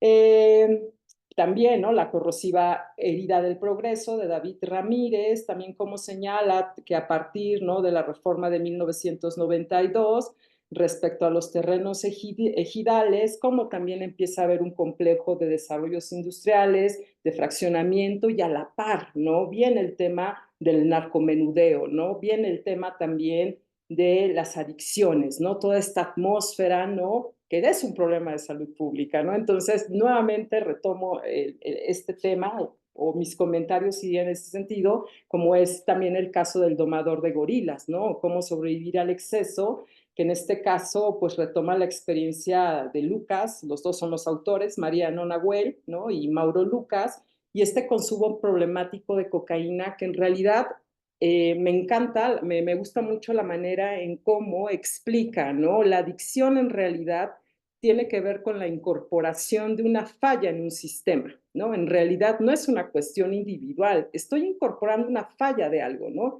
Entonces, en este sentido, pues lo importante que se vuelve ver cómo diversos sistemas de opresión, ¿no?, diversas categorías de diferenciación se intersectan para poder entender de qué manera se están incorporando o las está sí, pues se están reflejando en mi cuerpo, ¿no? Eso me pareció muy importante. Y bueno, creo que el libro es una herramienta muy valiosa, insisto, y en esto que señalaba Miguel, de la importancia, de la necesidad de, o al menos yo lo veo claramente, ¿no? Cuando pienso en la salud de las personas, no es posible pensar la salud al margen de entender pues estas condiciones económicas, materiales, sociales, en que las personas nacemos, crecemos, trabajamos y envejecemos, ¿no? O sea, no hay de otra, ¿no? Entonces, el libro es un muy buen acercamiento que además es bastante valioso cuando consideras que la mayoría son estudiantes de licenciatura quienes lo escribieron, la manera en también cómo se apropian de las problemáticas de donde ellos son residentes, eso me parece que es algo invaluable, ¿no? Porque en relación a lo que decía Dalia, ¿no? ¿Qué tipo de, cuál es el sentido de la universidad? Bueno, me parece que el sentido tendría que ir justo en dirección como lo están haciendo las y los autores del libro, ¿no? Y que creo que se vuelve un ejemplo en mi caso de cómo yo incentivar a mis estudiantes a que podamos estar repensando la salud, ¿no? El bienestar o el malestar, el sufrimiento, pues al margen de los elementos que brinda el libro, ¿no? Sí de las herramientas cualitativas, ¿no? La importancia de lo que también han señalado, ¿no? Bueno, yo analizo al pobre, pero pues yo estoy aquí bien feliz en mi cubículo, ¿no? O sea, realmente yo no me quiero ni acercar a ellos, ¿no? Pero justo tiene que ver también con el tipo de teorizaciones que se están haciendo de las violencias epistémicas que se reproducen. Insisto, en el caso de mi disciplina es resulta expuesto todo el tiempo, ¿no? Cómo esta manera de teorizar reproduce muchas desigualdades de clase todo el tiempo, ¿no? Entonces, bueno, pues yo les agradezco, sí, les agradezco, ya sé que no lo escribieron para psicologías, ni psicólogas, psicólogos, ni personal de la salud, pero por supuesto que claro, ¿no? Esta también es la creatividad de uno, ¿no? De decir, bueno, ¿y de qué manera, no? Yo podría emplearlo y decirle, a ver, ya que no podemos salir o ya que no estamos saliendo del contexto, pues vamos a ver otras experiencias, ¿no? A ver si te hace sentido, ¿no? Realmente todo esto que estás aprendiendo, a ver cómo te lo comes en los contextos, ¿no? A ver qué vas a hacer, ¿no? Entonces, bueno, pues dejaría hasta aquí mis primeros comentarios y espero haber sido clara. Muchísimas gracias, Itzia. Bueno, no sé si Miguel y Oscar quieren hacer algún comentario, digamos, con respecto a estos comentarios de Itzia, para posteriormente luego poder pasar a dar la palabra a quienes asisten, que quieran de pronto también como hacer preguntas o comentarios. Les daremos posteriormente la palabra. Entonces les dejo a Oscar.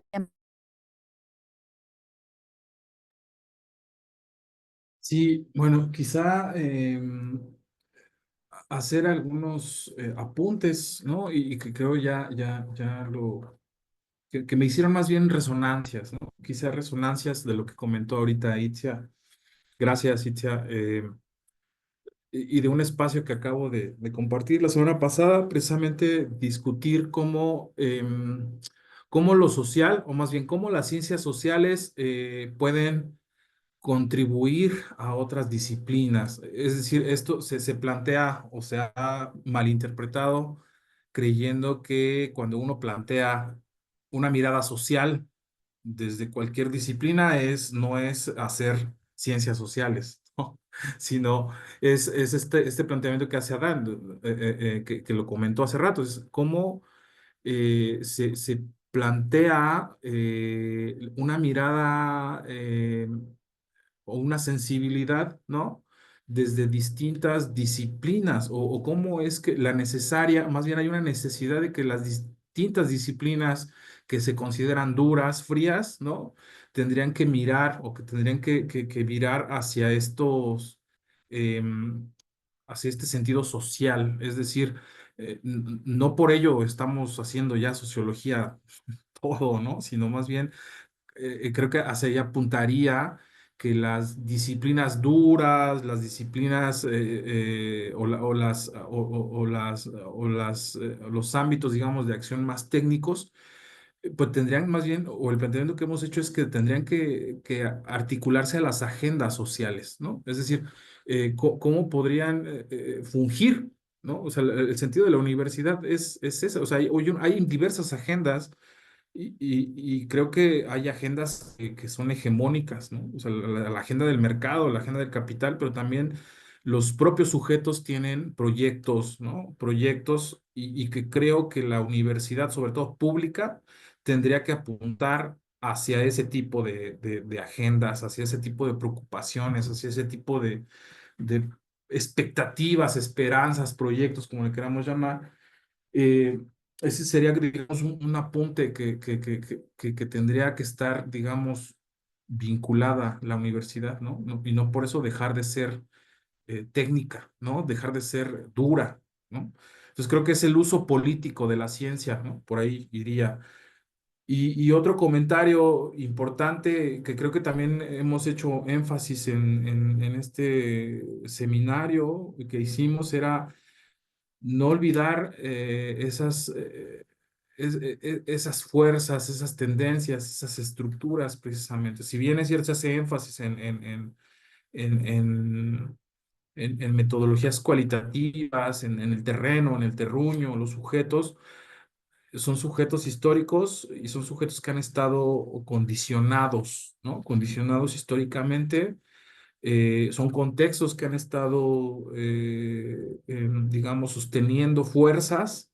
Entonces, esa es incluso una perspectiva, ¿no? Que no habría que olvidar y al menos mantener, digamos, una posición intermedia, tanto, digamos, de que son sujetos históricos con estructuras que pesan, pero también que hay agencias, que hay capacidades, hay proyectos, hay agravios y que el agravio se podría convertir precisamente en una acción política, ¿no? O en una serie de manifestaciones, o sea, incluso con las propias estrategias a nivel de familia, ¿no? A nivel del barrio. Eh, eh, entonces, creo que esos son como dos apuntes que me evocan o que me hacen, que me resuenan con los comentarios de Itzia. Adán, gracias. Sí, bueno, yo creo que también, o sea, el texto y los capítulos en su conjunto, pues no se quedan justamente con la idea del énfasis en los abandonos institucionales, los padecimientos, el sufrimiento y el agravio, ¿no? Sino también es qué hacen los sujetos frente a eso, ¿no? Y a veces puede detonar o no una acción política, no un movimiento social, no un frente, sino acciones políticas colectivas, cotidianas, que resuelven en la inmediatez alguna necesidad, ¿no? Esas otras, digamos, estrategias que ante esos contextos de sufrimiento y agravio, pues son, digamos, permiten una suerte de sinergia social, ¿no? A una escala local, a una escala de colonia, de barrio, etcétera.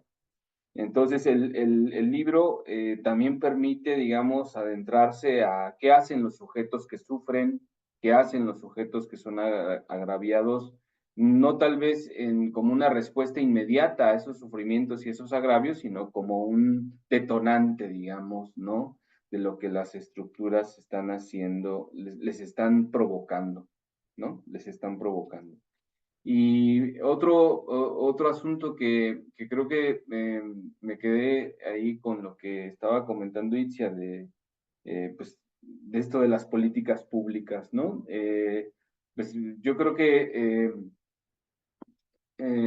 sería bueno, ¿no? Que los tomadores de decisiones se acercaran a la literatura, ¿no? Que se produce, a las investigaciones, a esto, en particular a esta idea que se plantea en el libro, ¿no? Sobre los sufrimientos y los agravios. Porque justamente pues se hacen políticas para todos y políticas públicas para todos y para nadie, ¿no? O ni siquiera, o sea, un elemento fundamental de una política pública es definir el problema público, ¿no? Y entonces resulta que a veces el problema público lo definen unos pensando en que el problema público es suyo, ¿no? Y no que acontece a toda una a la sociedad en general, ¿no? Entonces, yo creo que hace falta eso, como sensibilizar también a los tomadores de decisiones respecto de ello, ¿no? Sobre todo, por ejemplo, en políticas que tienen que ver para la atención a la salud, ¿no? Por ejemplo, ¿no? No sé, en el caso que se muestra acá de violencia obstétrica, ¿no? En el caso de Karina, ¿no? En el capítulo de Karina, yo creo que es muy, muy, muy presenta, digamos, con datos, con testimonios, pues justamente esa necesidad, digamos, de atención de parte del Estado frente a un problema que está quejando a las mujeres en particular, ¿no? Entonces, yo creo que si este libro, pues también, digamos, podría posibilitar una suerte de sensibilidad al acercamiento de determinadas realidades o de los sujetos justamente que sufren o que son agraviados, ¿no? Entonces, pues ahí digamos que depende de dónde se mire, pero que sí es necesario que los tomadores de decisiones no sean indolentes ante estas realidades, yo creo que sí, justo, es más que necesario, ¿no? Muchísimas gracias. Vamos entonces a pasar a la etapa de la participación también con nuestros asistentes, del intercambio. Si quieren levantar la mano, si quieren prender sus cámaras, vamos a poder también darles la palabra para que enciendan sus micrófonos.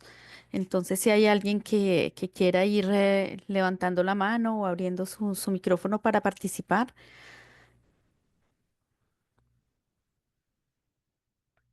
Si no, mientras tanto, pues yo tendría algunas preguntas, como siempre, sobre lo que ustedes han planteado, ¿no? Nuestras comentaristas. Y ahí pues una serie, digamos, de elementos tanto de orden como metodológico, como, digamos, como en otras cuestiones.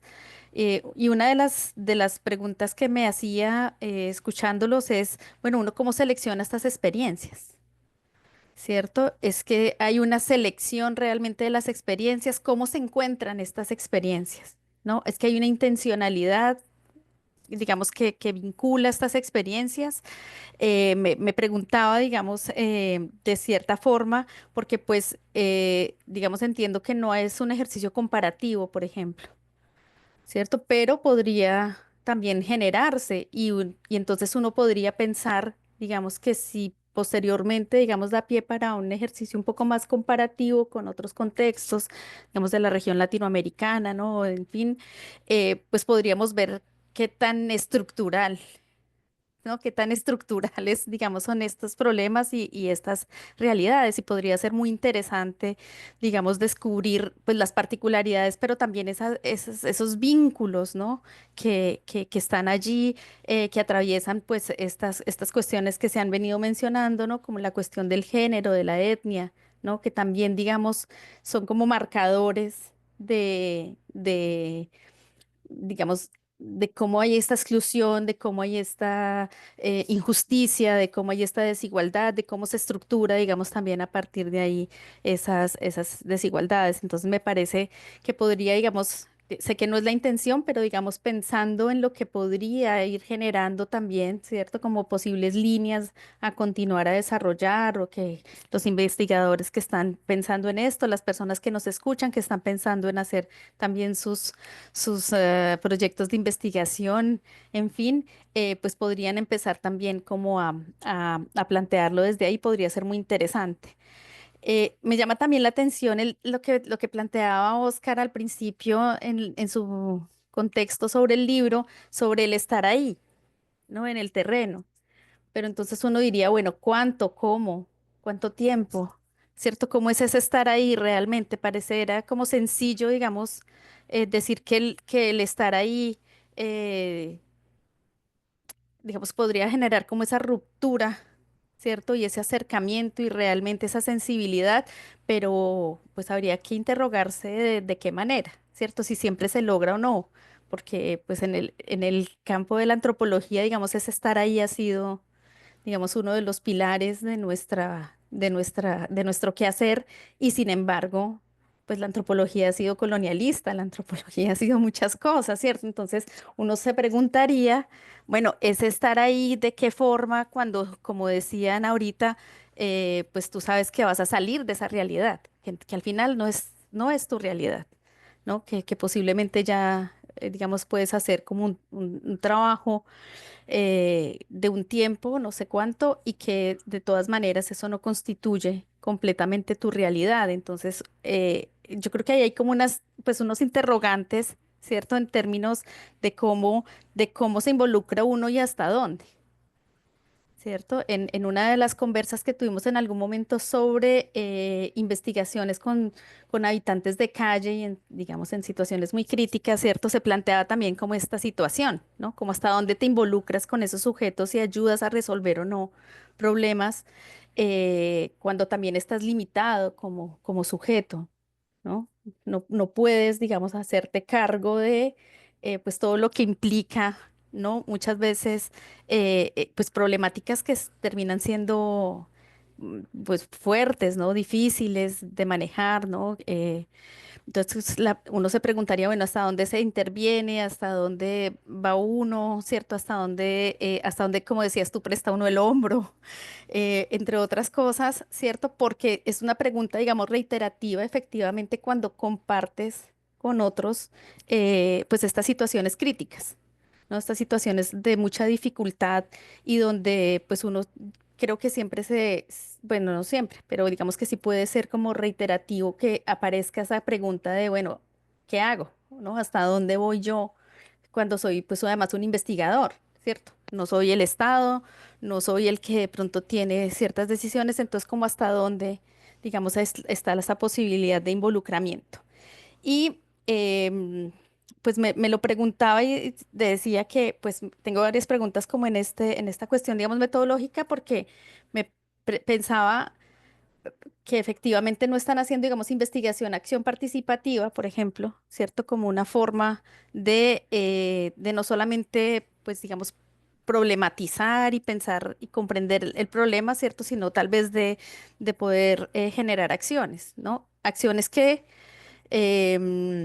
efectivamente, pues, no involucran solamente un tipo de actor, ¿cierto? Ahorita hablaban de la agencia de los actores, eso me parecía muy interesante porque efectivamente en muchos temas que hemos tratado aparece esa pregunta como si las políticas públicas fueran, digamos, una cajita mágica que en algún momento, digamos, puede resolver como muchas cosas, ¿cierto? Y entonces en temas, problemas que hemos trabajado sobre planeación urbana, otro tipo de cuestiones, ¿cierto? Entonces uno dice, bueno, claro que hay, digamos, una responsabilidad desde las personas, digamos, que manejan como una información más técnica y decisiones más técnicas sobre cierto tipo, digamos, de cuestiones en diferentes ámbitos, pero uno diría, bueno, es ahí donde vamos a encontrar, digamos, posibles soluciones, ¿cierto? Y ustedes ahorita pues daban ya unas luces sobre esto, sobre cómo pues la gente se autoorganiza, la gente busca sus propias soluciones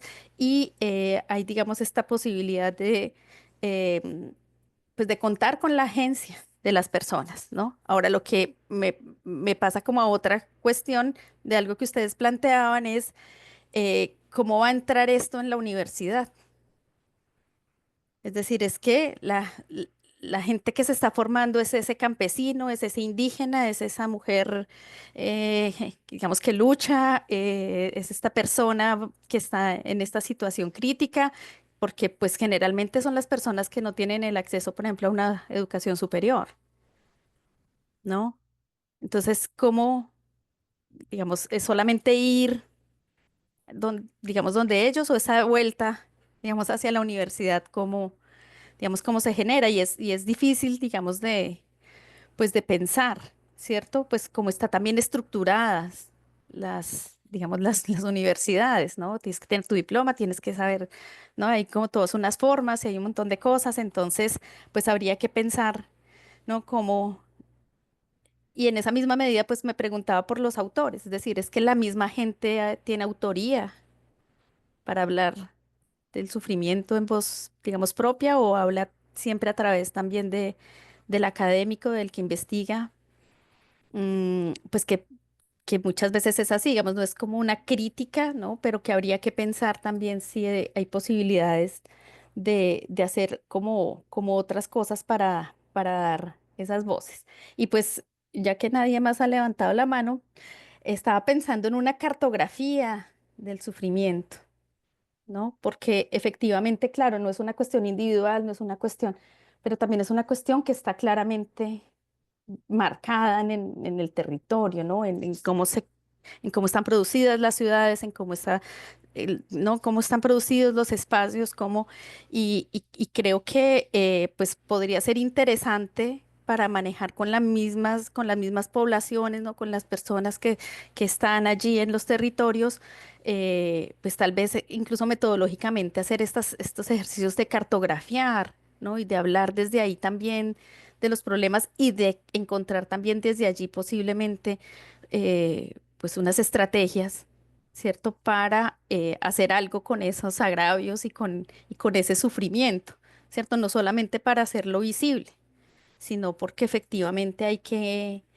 eh, pues buscar, ¿no? Como una serie de soluciones, ¿no? Que entonces ahorita se estaba hablando, entonces hay soluciones que pueden venir desde las ciencias de la salud, hay soluciones que pueden venir desde la psicología, ¿no? Y hay soluciones que pues seguramente pueden venir de otros o cruzadas también con otros elementos y sería pues muy interesante. Entonces, pues bueno, yo ahí tomé nota de estos elementos y pues me parece muy interesante. Felicito mucho el trabajo también que ustedes vienen realizando. Veo que se conecta también mucho con la conversación que tuvimos anteriormente con Oscar y con Edgar.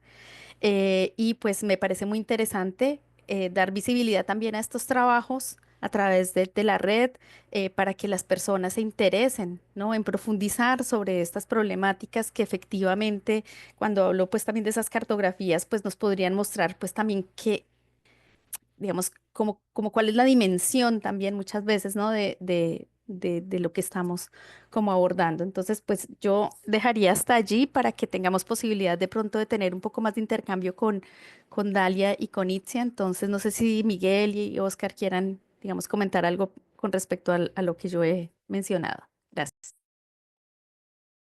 Sí, quizá voy a recuperar de las acotaciones que hace ratito hice, porque a lo mejor ya tiene más sentido con esta pregunta que haces, con esta serie de preguntas. Pero bueno, hace ratito mencionaba que ha habido una práctica, digamos, un ejercicio de poder responder a una serie de interrogantes por la naturaleza de la universidad en la cual estamos situados. Es decir, es un tipo de universidad que que digamos en el argot ahí cotidiano se plantea como es una universidad no convencional, ¿no? Que bueno. Se plantea que se distingue de otras universidades centrales, ¿no? Que es una universidad que se pone en un contexto históricamente marginado, en donde hay, digamos,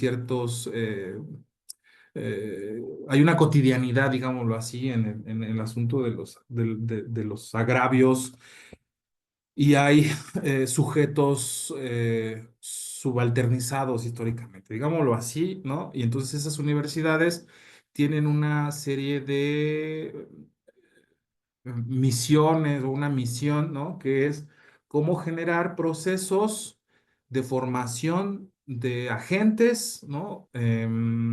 Articulados a su realidad, ¿no? Y entonces de ahí precisamente es que surge este libro, ¿no? Como esas inquietudes que hace rato decíamos, de cómo hacemos, sí, agentes, o más bien cómo coadyuvamos en estructurar agentes con estas posibilidades de incidir en su realidad, ¿no? Eh, y el planteamiento, por eso hace rato yo hablaba de las agendas, ¿no? O sea, o sea, la universidad se tiene que vincular a las agendas de las comunidades, de los pueblos indígenas, de los sujetos, pues, que están ahí viviendo día a día estas condiciones históricas.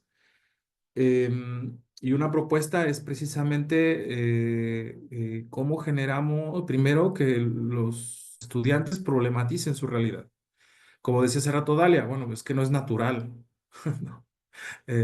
Cómo desnaturalizamos, ¿no? Todos estos procesos que están enquistados, digámoslo así, ¿no? Entonces son estos ejercicios eh, pa- pues, pensamos en esta universidad con estos sujetos y además de trasfondo sí también hay una apuesta a la investigación-acción, ¿no? O sea, quizá aquí voy a disentir un poco con Adán, pero o sea, el planteamiento es, sí, pues hay que problematizar, sí hay que generar procesos de reflexión en torno a lo históricamente establecido, pero también hay que buscar alternativas pero no son mágicas, ¿no? También hay otros horizontes con sujetos en igualdad de condiciones, quizá, ¿no?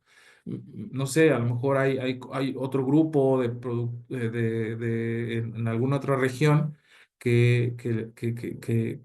tuvo una estrategia colectiva, ¿no? Y, bueno, apostarle hacia esos horizontes.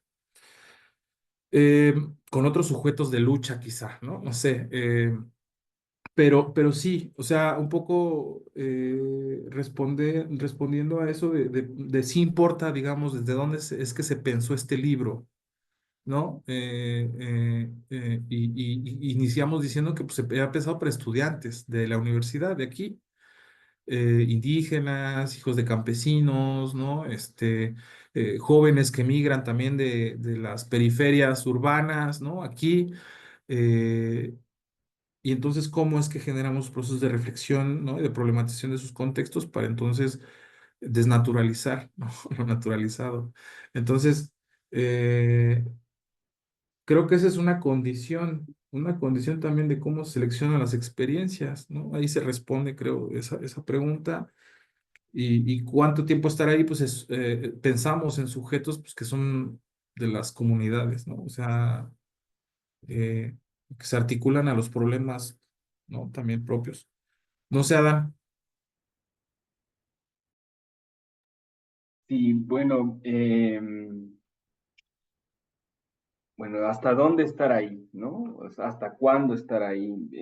Yo creo que es como tú bien lo decías, es una pregunta recurrente, digamos, en el trabajo de campo, ¿no? Sobre todo de tipo cualitativo, ¿no? Yo lo decía el estar ahí porque, bueno, desde hace no mucho, por acá justamente gente que trabaja en universidades centrales, digamos, de reconocimiento en América Latina, pues hablan, por ejemplo, de un término ahí que le ponen de etnografía flash, ¿no? Y entonces uno dice, ¿qué es eso? ¿No? O sea, yo voy y entonces quien aludía a ese término comentaba una experiencia y decía, pues es que yo en el contexto de la pandemia, pues fui a hacer etnografía, ¿no? Y entonces, pues iba en el coche de mi mamá, ¿no? Y entonces iba observando desde el coche de mi mamá y entonces uno dice, ¿eso es etnografía? ¿No? O sea, ¿qué está pasando? ¿No?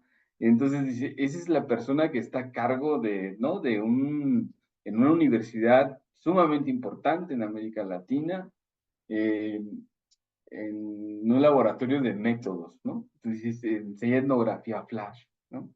Entonces uno dice, ¿qué está pasando? O sea, eh, yo lo decía también en el sentido justo de que pues uno no puede hablar de los sufrimientos y de los agravios si no está comprendiendo en su totalidad eso, ¿no? O sea, desde la voz de los sujetos. Y un ejemplo, digamos, sumamente creo relevante en el libro es el texto de, de Mariano y Mauro, ¿no? Que se titula El domador de gorilas o cómo sobrevivir al exceso, ¿no? O sea, Mauro es, digamos, el sujeto al quien Mariano le hace la entrevista, ¿no? O sea, es el consumidor de drogas, ¿no? Y que tiene que consumir drogas porque pues, está en un proceso de explotación laboral en una minera, ¿no? Y entonces la experiencia después de haber publicado el texto, pues a Mauro, dadas las palabras, en palabras de Mariano, pues le resultó incluso terapéutico, ¿no? O sea, como eso, como desahogo, como, ¿no? Entonces, yo creo que ese es como, pues Mariano hizo un buen ejercicio, es decir, como en términos de, pues no solo es el al quien yo le hago la entrevista, sino también es el autor, ¿no? O sea, y él se refleja en esta idea, ¿no? De ida y vuelta, ¿no? Yo creo que también el estar ahí siempre, en todo momento, debe implicar este asunto de la reflexividad, ¿no? O sea, el ida y vuelta y pensar que también esos sujetos a los que yo me acerco, pues tienen reflexividad propia sobre lo que yo hago, ¿no? Entonces, no son así como cajas de información a la cual las cuales hay que vaciarlas y ya, ¿no? Quizá no vamos a solucionar, digamos, sus sufrimientos o sus agravios, pero quizá sí podemos acompañar algún proceso, no sé, anteponer algún amparo, un asunto legal, ¿no? Hacer esto incluso que pareciera ser que no, Mariano no lo planteó así, pero pues Mauro involucrarse en la escritura del texto, ¿no? Creo que ese es algo ya muy importante que a Mauro le permitió pues, replantearse, ¿no? Ejercer este proceso de reflexividad, ¿no? Y yo creo que hasta dónde estar ahí, pues yo creo que siempre es importante preguntarnos hasta que los sujetos incluso lo permitan, ¿no? Entonces, en el entendido también de que, y lo necesiten, ¿no? O sea, en esta idea de acompañar, ¿no? De acompañar procesos, no de ir, sacar información e irse y olvidarse, ¿no? Yo creo que ahí hace falta un compromiso importante, ¿no? Por hacer. Y bueno, pues eso tiene que ver también con la idea de que el acompañar, pues no significa tampoco ser como el muro de los lamentos, ¿no? O sea, yo creo que es acompañar en qué sentido yo soy útil con los que me acerco, ¿no? O sea, eh, ¿qué puedo hacer tal vez para generar rutas de acción, ¿no? Que permitan de alguna manera, pues, pensar en la posibilidad de una respuesta, no sé, ante una necesidad concreta que está generando, no sé, un sufrimiento a partir, no sé, del desabasto de agua, ¿no? O sea, no lo sé, ¿no? Generar otro tipo, una ecotecnología de captación de agua, qué sé yo, ¿no? O sea, ahí hay una intención, digamos, de acompañamiento. ¿no? También lo decía justamente en el sentido de que,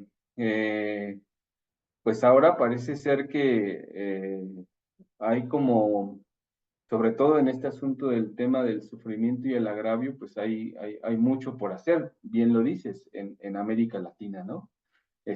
Ahí hay un libro seminal de Javier Aullero, de Inflamable, del sufrimiento ambiental, ¿no? Y de Débora, pero a partir de ahí no había nada, digamos, ¿no? Sobre la discusión del sufrimiento. Y por eso es que el libro se convirtió en algo muy importante, ¿no? Y en un referente, digamos, en el asunto del sufrimiento en América Latina, ¿no? Que hay muchas cosas por hacer, yo creo que sí hay que discutirlas, hay que hacerlas, hay que pensarlas, pero siempre en términos, yo creo, de, de no caer en estas ideas de la etnografía flash, ¿no? O sea, yo creo que hay como justamente el trabajo de campo, digamos, vamos a decirlo, serio, ¿no? Riguroso, ¿no? Y no caer en este asunto como si fuera un asunto de espectáculo, ¿no? De espectáculo. Entonces, pues yo por ahí, y sí, en otro texto, justamente con Edgar, tal vez no hablamos de cartografía del sufrimiento, pero sí de paisajes del sufrimiento, ¿no? Entonces, sobre todo desde la geografía crítica, pero pues habría que armar un libro sobre cartografías del sufrimiento, para ponernos de acuerdo. Bueno, muchísimas gracias. No sé si haya alguien más que tenga algún comentario, pregunta, Dalia, y las personas que están Sí, conectadas. bueno, yo Adelante. quisiera hacer como un comentario, reflexión, a la luz de todas las preguntas que hiciste que me parecen bien interesantes y bien importantes. Eh, Cuando decías, bueno, este libro, si bien más que hablar de la defensa en defensa del libro, o sea, por supuesto, porque además tiene mucha riqueza, es justo que este espacio nos interpela, ¿no? Desde un sentido crítico. Y es también decir que estas relaciones que planteamos con la otredad, en este caso, por ejemplo, pensar a la academia o nosotros que estamos en el ámbito académico, pues tampoco está exento de contradicciones, de tensiones y de conflictos y de tremendas, a veces ataduras, ¿no? También nosotros formamos parte de este entramado estructural que nos condiciona y condiciona muchas veces la acción. ¿Por qué lo comento de esa manera? Porque es justamente cuando tú preguntabas, ¿cuánto tiempo? ¿Cómo se establece esta relación en las idas y en las vueltas? De repente uno diría, bueno, ¿dónde estás trabajando? ¿En el ámbito rural, en el ámbito urbano? Sí, implica, por ejemplo, que cuando vamos a tejer estas relaciones con el sujeto, pues resulta ser que te tendría que llevar días, estancias, ¿no? Y pues resulta ser que la universidad contemporánea no siempre da las facilidades, ¿no? Por ejemplo, ¿no? En el caso de nosotros venimos de una universidad autónoma acá en Hidalgo, en México, y pues nosotros tenemos que hacer registros y solicitar autorizaciones. Y no siempre las autorizaciones te las dan para trabajo de campo, por decirlo de alguna manera, una semana, ¿no? 20 días, que implicaría efectivamente tender vínculos y redes mucho más fuertes, ciertamente, de intercambio en planos mucho más de compromiso. O sea, esta palabra que de repente sale tan fácil, pero que es tan compleja en la relación, ¿qué significa comprometerte con la otredad? ¿Qué significa que la universidad se abra y se comprometa? Pues que reconozca efectivamente que los tiempos, los procesos y las necesidades que tienen fuera no necesariamente coinciden y casi no coinciden a veces, ¿no? Tus intereses o los intereses académicos con los intereses y las necesidades de los sujetos otros que no están dentro. ¿Cómo conciliamos, cómo reconocemos, cómo negociamos esas relaciones, me parece que justamente ahí está el reto, porque a lo mejor nosotros tenemos intereses investigativos porque no solamente es importante, es necesario, como decía por ejemplo hace rato, difundir, denunciar incluso estos agravios e injusticias, pero lo estamos mirando, o sea, los sujetos lo miran de esa manera. Y si no, me parece que también un primer paso, ya lo decían los coordinadores de la obra, un primer paso es justamente configurar, proponer y construir este tipo de seminarios que implica también el espacio universitario, el espacio académico, pero también sus porosidades. Es entrar y salir asumiéndote, por ejemplo, ¿no? Que eres una mujer, en mi caso, por ejemplo, que no solamente tengo el rol de académica, investigadora, sino que también me interpela en el sentido de género, ¿no? De mi ciclo de vida, desde mi postura, pero también las otras. Si yo trabajo con juventudes, o sea, cuáles son las problemáticas que los sujetos mismos, sujetas, sujetos, sujetes, ¿no? Las personas mismas están exponiendo en un espacio. Y entonces los tiempos, ¿cómo conciliar el tiempo? El tiempo de la academia casi siempre tiene muchas tensiones y muchos conflictos con el tiempo que no es académico, ¿no? Y también unas contradicciones tremendas porque en la academia, en México, ahora, bueno, desde hace mucho tiempo, ¿no? Con esta también relación de exigencia de la productividad, por ejemplo, ¿no? Entonces tienes que ahora ser miembro del Sistema Nacional de Investigadores 1, 2, 3, 5,000 casi, ¿no? Para poder tener una posición, ¿no? Este, de reconocimiento, ¿no? Que hace esa investigación. ¿Qué significa esto? Que también nosotros estamos, o sea, es decir, si nosotros mismos no reconocemos, por ejemplo, que tenemos que hacer trabajo colectivo que permita ciertas estrategias que aminoren también estas formas restrictivas, hiperproduccionistas, hiperindividualistas en la academia, por eso decía abrir las ciencias sociales, tampoco nos va a permitir formular diálogos, ¿no? Con la otredad, porque casi siempre son estas verticalidades donde tú dices, ah, bueno, a mí me dieron 2 días, tengo tanto tiempo, yo solamente hago investigación de lunes a viernes, porque sábados y domingos, ¿sí me explico? Pues no, es ir rompiendo ciertos procesos, transformando ciertas relaciones, y estos procesos tampoco decía en un principio, son de tensión, de conflicto y de tremenda contradicción.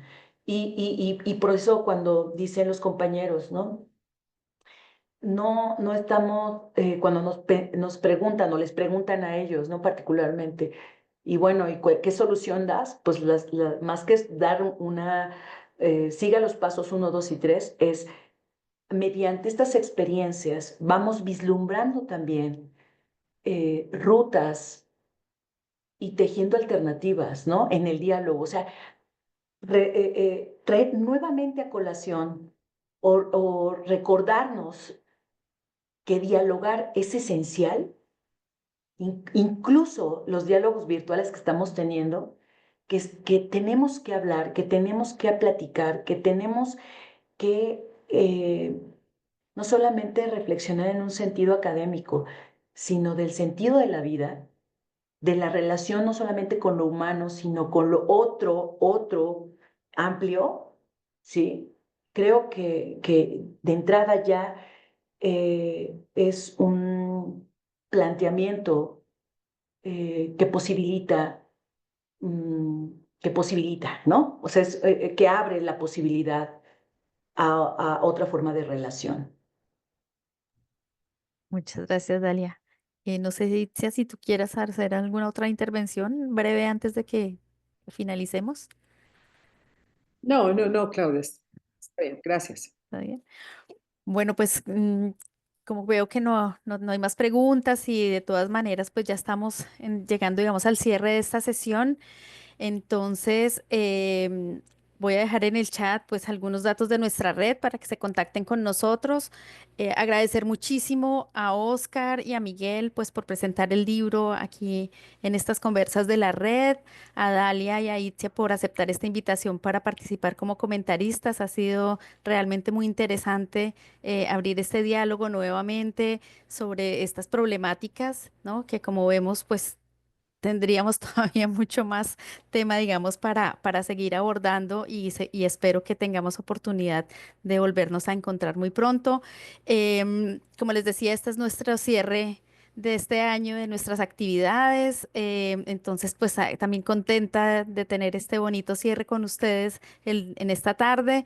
Decirles que próximamente estaremos compartiendo el video a través de nuestro canal de YouTube para que te pueda seguir conociendo y difundiendo más esta sesión que tuvimos el día de hoy para las personas que no pudieron conectarse directamente, pero que posteriormente podrán también, digamos, conocer un poco más sobre este trabajo. Y bueno, desearles una feliz tarde a todas y todos donde se encuentren. Les agradecemos muchísimo a las personas que se han conectado con nosotros el día de hoy por su escucha, por estar aquí con nosotros estas 2 horas del día de hoy y bueno, darles un abrazo muy grande, esperando que podamos volvernos a encontrar muy pronto. Entonces, hasta luego. Muchas gracias, gracias. Abrazos, Dalia, Itzia, Muchas gracias, Claudia. gracias, Claudia, Dalia, Itzia. Un abrazo a Gracias, todas y a Miguel. todos. Abrazote.